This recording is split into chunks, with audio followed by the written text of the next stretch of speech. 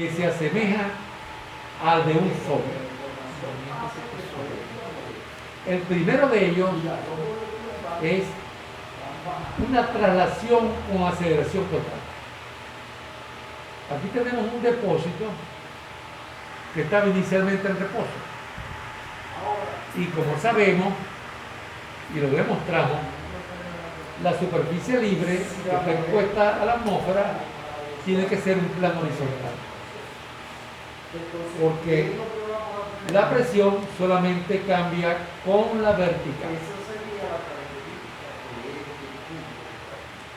La ecuación que nos permite conectar presión, fuerza gravitacional y aceleración es la ecuación de Euler, que son las ecuaciones de vector, porque aquí son tres, porque es vectorial, sin considerar el esfuerzo de cosas. O sea, Euler es un caso particular de nave vectorial. Y la ecuación es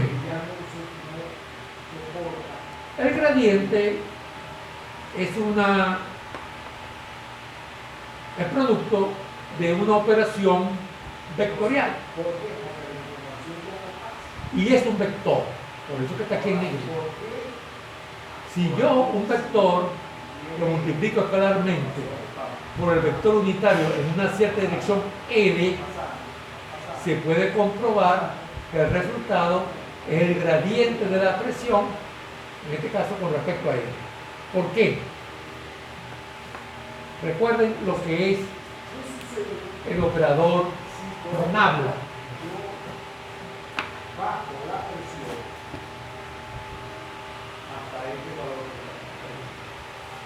En coordenada cartesiana es esto. Permítanme ponerlo en coordenada bidimensional por comodidad, más nada.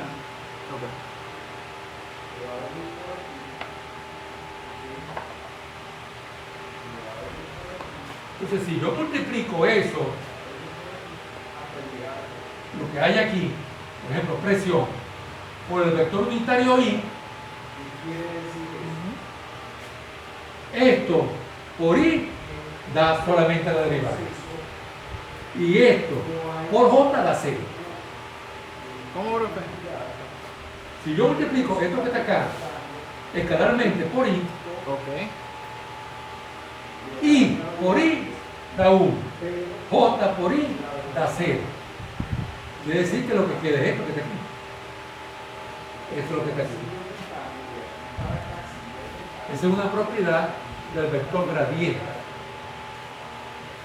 Ya, profesor, cuando se multiplica vectores unitarios, cuando multiplican un vector, cuando multiplican los vectores unitarios iguales, que son 0, si es con J da en la otra Porque componente. son perpendiculares.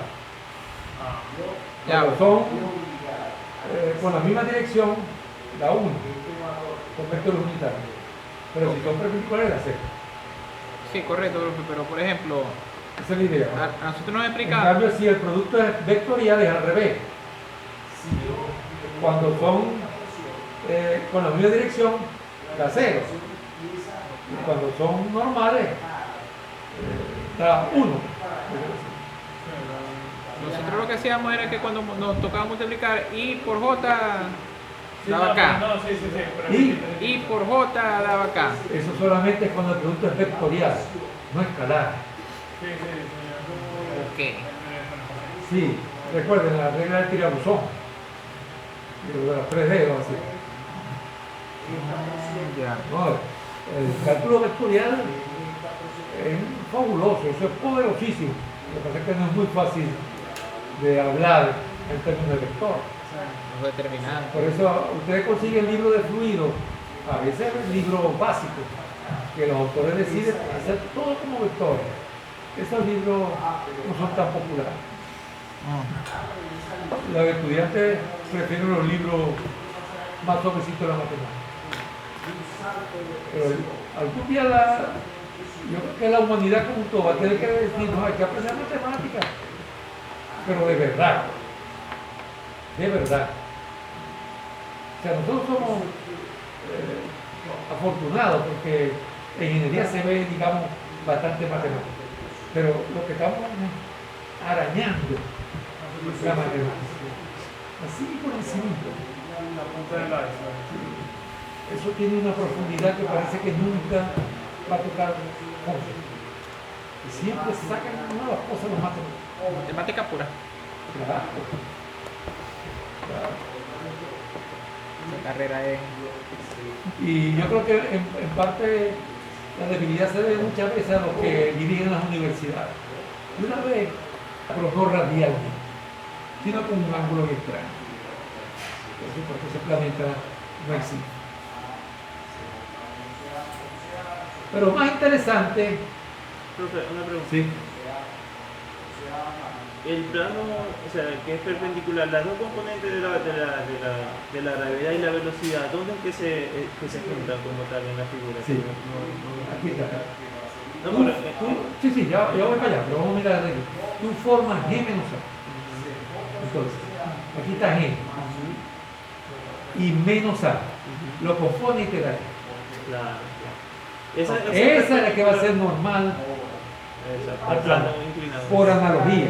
Cuando esto era solamente G, los planos eran normales a G y por eso eran horizontales. Ahora no es G, sino G menos A. Entonces, vuelven a ser planos, pero no van a ser horizontales. Ok, a ver.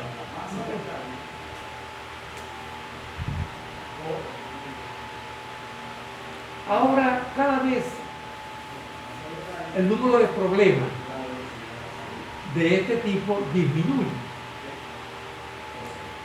Porque hay otras cosas que son más importantes. Pero en el pasado, por ejemplo, era muy común que un libro trajera un problema como este. Hay un recipiente que está completamente lleno. Y usted viene y lo acelera. ¿Cuánto se derrama? Y estaba completamente lleno. Y usted lo aceleró, tiene que derramarse. Si se derrama y continúa acelerado, le quiere decir que la superficie libre, si fuera este caso, comienza aquí y viene y hace así.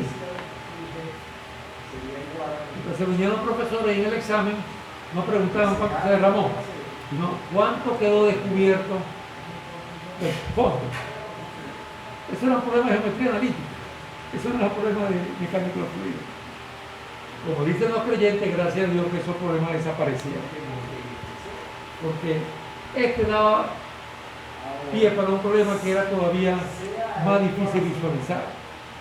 Tenemos un recipiente y se pone a girar el recipiente. Pero un problema que aparecía en los libros era el siguiente. El eje de rotación está en la mitad, aquí no está en la mitad, pero está en la mitad. Se pone a rotar. Obviamente el dibujo nos está diciendo que le va a pasar a la superficie libre. Toma la forma de un paraboloide. Pero rotaba tan fuerte que el punto de mayor profundidad o menor elevación del paraboloide llegaba al fondo. Y aquí quedaba descubierto una parte. Le preguntaban qué forma tiene la parte que quedó descubierta. Y deme las dimensiones. ¿Sabe? Porque son problemas de geometría analítica, porque están intersectando superficie.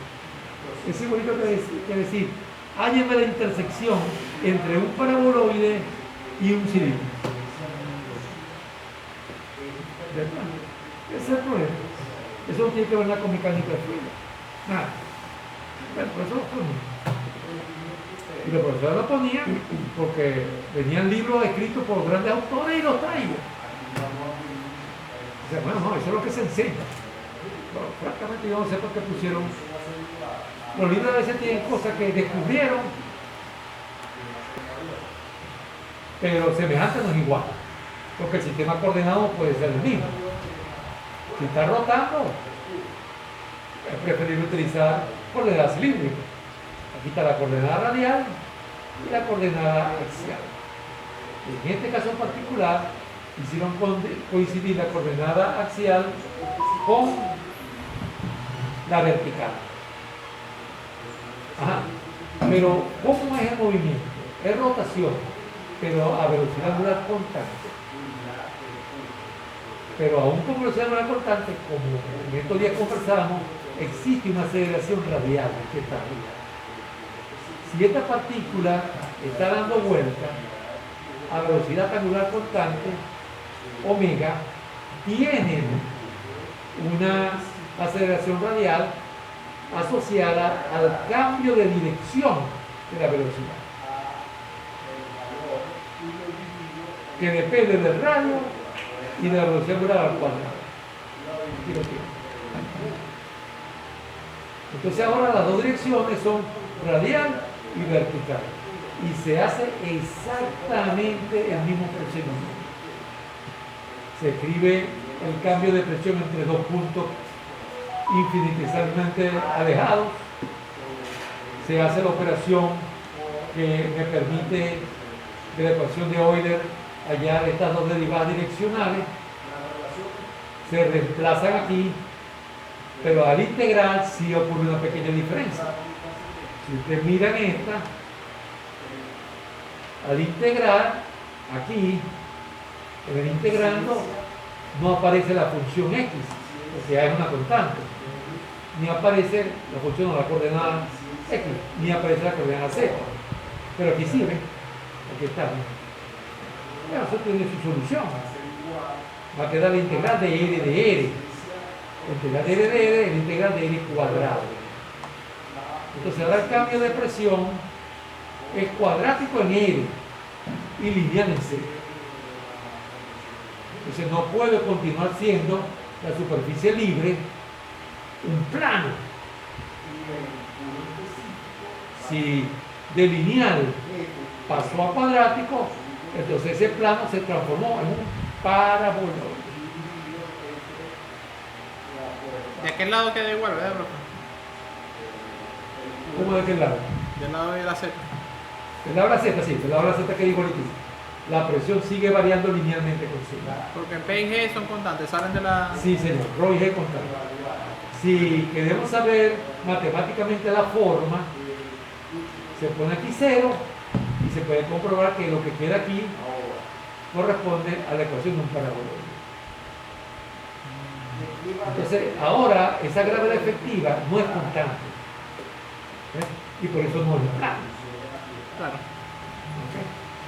Y si esto está abierto a la atmósfera, entonces la superficie libre será de forma paraboloide porque la presión es atmosférica.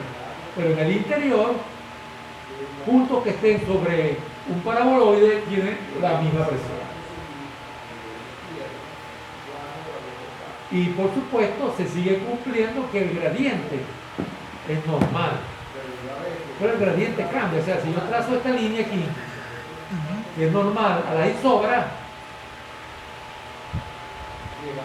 no tiene por qué ser exactamente igual a esta, porque fíjense, aquí se ve clarito, aquí va a ser vertical, ni siquiera va a ser curvo. Claro. Pero alguien dirá, claro, de verdad, yo he visto eso en la licuadora, en la batidora, no es lo mismo. Porque en la batidora, en la licuadora, el vórtice se forma por la acción de una aspa, de una hélice. Aquí el vórtice se forma por la acción del recipiente que contiene todo. Y efectivamente, en la naturaleza y en la industria se observan diferentes tipos de vórtices. Este es un vórtice forzado, porque para generarlo pusimos a rotar el cuerpo. Pero si nosotros en nuestra casa llenamos, por ejemplo, el lavamanos o la batea y tenemos el tapón que tapa el sumidero y luego lo retiramos, retirar eso no es ninguna acción del otro mundo. Se pudo hasta disolver y se genera un vórtice. Es el libre. Es el libre. Y distintos vórtices tienen distinta relación entre el radio de un punto y la velocidad tangencial. O sea, los vórtices se caracterizan por una relación entre R y B teta. Entonces, de acuerdo al tipo de vórtice, esa relación es de una forma o de otra. Una máquina importante de esa que nos interesa a nosotros como ingeniero mecánico, donde deben existir vórtices. Las turbomáquinas. No tenemos en las turbomáquinas un eje con agua. En el interior circula un fluido. Debe ser un vórtice complejo, porque el fluido ni siquiera está en reposo. O sea, eso no es un agitador.